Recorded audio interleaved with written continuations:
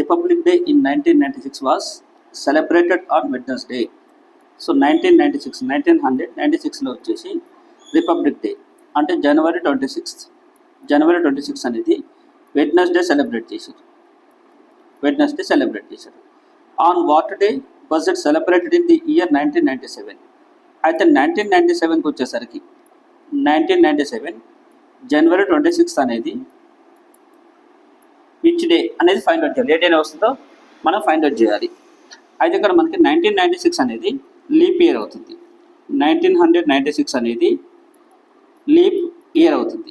అంటే leap year అయినప్పుడు ఏమవుతుందంటే ఇక్కడ మనకి జనవరి 26 అనేది వెడ్నెస్డే వచ్చింది. నెక్స్ట్ ఇక్కడ ఇది లీప్ ఇయర్ కాబట్టి ఫిబ్రవరి 29 అనేది ఒక డే యాడ్ అవుతుంది. లీప్ ఇయర్ కాబట్టి ఫిబ్రవరి 29 అనేది యాడ్ అవుతుంది. నెక్స్ట్ ఇది క్రాస్ చేసినాకనే నెక్స్ట్ ఇయర్ 1997 జనవరి 26 అనేది వస్తుంది. అంటే మనకి ఇచ్చిన డేటాకి అడిగిన క్వశ్చన్కి మిడిల్లో వచ్చేసి ఫిబ్రవరి 29 అనేది యాడ్ అవుతుంది. నార్మల్గా లీప్ ఇయర్ అనేది అంటే ఫిబ్రవరి 29 అనేది టచ్ అవ్వకపోతే జస్ట్ ఉన్న డేకి నెక్స్ట్ ఇయర్ ఏమొస్తుంది అంటే +1 వస్తుంది.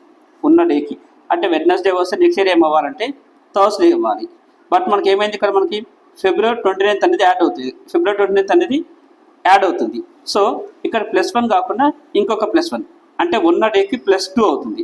అంటే ఇక్కడ మనకి ఏమొచ్చింది వెడ్నెస్డే వచ్చింది. వెడ్నెస్డే వస్తే వెడ్నెస్డేకి Thursday next Friday 2 days add అవ్వాలి.